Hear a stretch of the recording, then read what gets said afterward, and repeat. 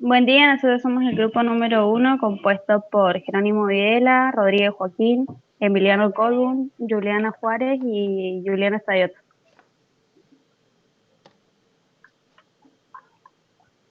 En el video se dará a conocer la historia de Carnot, cómo realizó sus descubrimientos, una detallada explicación de su vida y su muerte, y de cómo sus inventos llegaron muy lejos.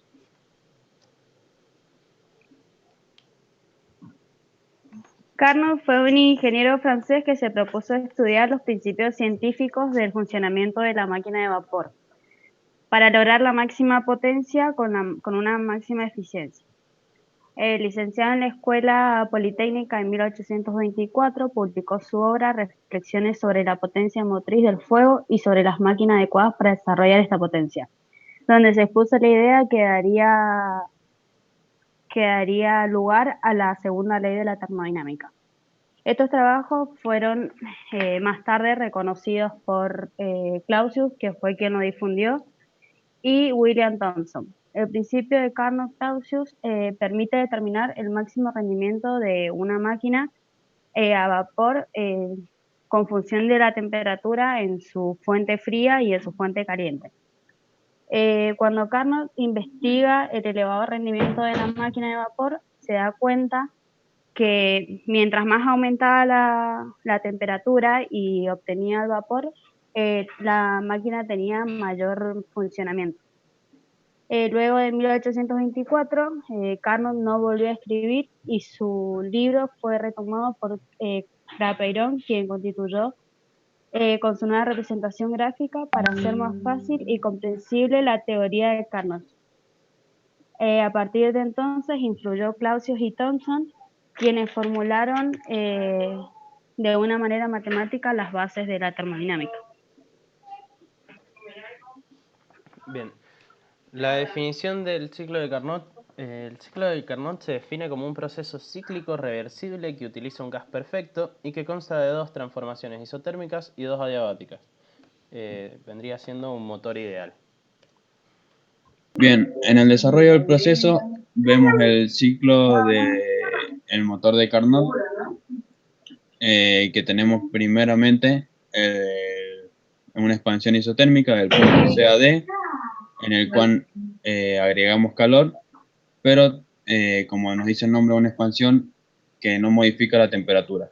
En el segundo punto, de A, tenemos una expansión adiabática, es decir, que se expande, pero perdiendo temperatura, de 600 grados Kelvin, como vemos en el ejemplo, a 290 grados.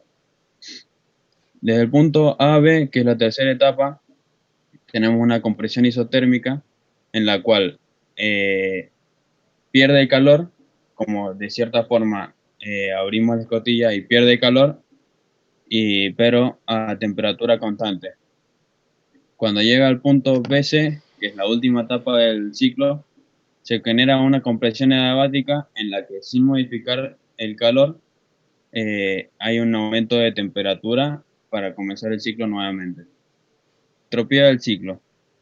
La entropía del ciclo la vemos graficada en un diagrama TS, que es de temperatura-entropía, en el cual vemos que tenemos un gráfico donde los procesos adiabáticos son rectas verticales porque el proceso mantiene la entropía constante, ya que en ese punto es un proceso reversible. En los procesos isotérmicos son rectas horizontales, como vemos en el gráfico. Desde el punto CD tenemos temperatura constante, pero modificando la entropía. En ese punto la entropía crece. Del punto DA tenemos una expansión adiabática, se expande perdiendo temperatura y vemos cómo la entropía sigue en el mismo punto. Del punto A a B tenemos una compresión isotérmica, es decir, una compresión a temperatura constante, donde varía la entropía y el calor. Y el último punto de B a C tenemos una compresión adiabática en la cual el ciclo comprime modificando su temperatura sin variaciones de calor.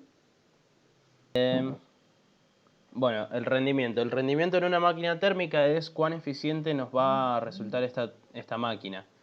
En la máquina térmica en el ciclo de Carnot, el rendimiento lo calculamos como N, que es igual a 1 menos el calor de salida sobre el calor de entrada. El calor de entrada sabemos que es efectuado durante un proceso isotérmico, por lo que la fórmula del calor de entrada va a ser N por R, la constante ideal de los gases ideales, por la temperatura de entrada, por el logaritmo del volumen en D sobre el volumen en C. El calor de salida también se efectúa durante un proceso isotérmico, por lo que la fórmula, de nuevo, es el calor de salida sobre la N, el número de moles, por la R, la constante de los gases, la temperatura, por el logaritmo del volumen en B sobre el volumen en A. Reemplazando en la fórmula anterior nos va a quedar que la N es igual a 1 menos la fórmula del calor de entrada, del calor de salida, perdón, sobre el calor de entrada. Con la simplificación de la fórmula del rendimiento, aplicamos la ley de Poisson, que se cumple siempre que el proceso sea diabático. ¿Y qué es lo que dice?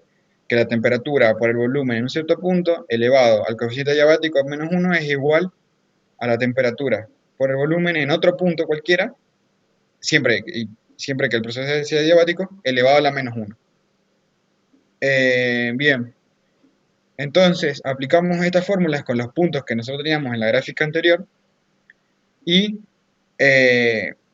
lo que vamos a hacer para tratar de simplificar las temperaturas y sacarlas de las ecuaciones, en este caso, es dividir la segunda fórmula entre la primera.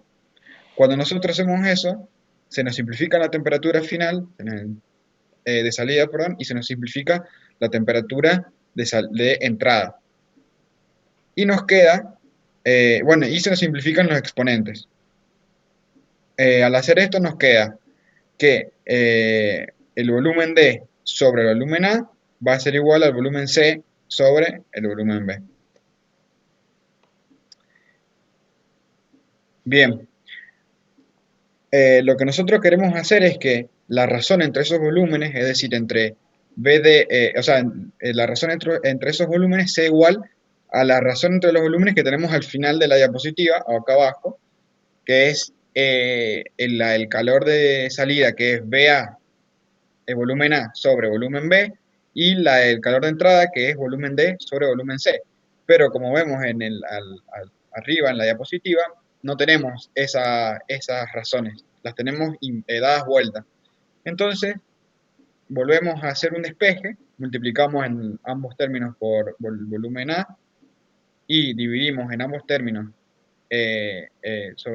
por el volumen C, y finalmente nos quedan las mismas razones que teníamos en la fórmula del principio. Entonces aplicamos eso, o sea, como sabemos que el volumen D sobre el volumen C va a ser igual al volumen A sobre el volumen B, por consiguiente podemos saber que sus logaritmos van a ser iguales. Entonces al ser iguales podemos simplificarlos, nos daría 1, y simplificando el número de moles y la constante universal de los gases en 1, nos quedaría la fórmula final del rendimiento para el ciclo de Carnot, que es 1 menos la temperatura de salida sobre la temperatura de entrada. Bueno, en el apartado de variaciones vamos a tanto comparar como analizar dos máquinas que utilizan el ciclo de Carnot para cumplir la misma función, pero un poco distinta, por así decirlo. Primeramente un refrigerador, que su función es enfriar el ambiente en cuestión, y segundo, una bomba de calor que va a calentar el ambiente.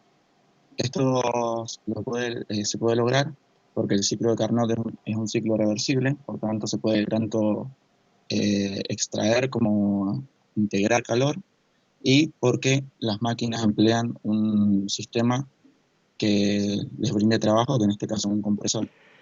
Comenzando con el refrigerador, el coeficiente de desempeño de un refrigerador se puede medir como coeficiente de desempeño igual al calor de entrada sobre el trabajo neto, que es igual al calor de entrada sobre el calor de salida, sí, sobre el calor de salida menos el calor de entrada, y esto es igual a la temperatura de entrada sobre la temperatura de salida menos la temperatura de entrada, y esto, bueno, se pasan de calor a temperatura, porque en el ciclo de Carnot normal los calores son proporcionales a sus temperaturas, entonces sería como estar midiendo algo exactamente proporcional. Y en el caso de la bomba de calor, lo que nos interesa en la ecuación es el calor de salida, por ende, en el coeficiente de desempeño, en vez de utilizar el calor de entrada, vamos a utilizar el calor de salida sobre el trabajo neto. Y esto también se traduce a sus otras equivalencias en la ecuación, que es el calor de salida sobre el calor de salida menos el calor de entrada, y esto a su vez es igual a la temperatura de salida sobre la temperatura de salida menos la temperatura de entrada. Bueno, ahora vamos a comparar la gráfica de estos dos sistemas que expliqué anteriormente, el refrigerador y la bomba de calor, donde la principal diferencia entre estos dos es el calor que nos interesa. En el caso de la bomba de calor nos interesa el calor de salida, y en el caso del refrigerador nos interesa el calor de entrada.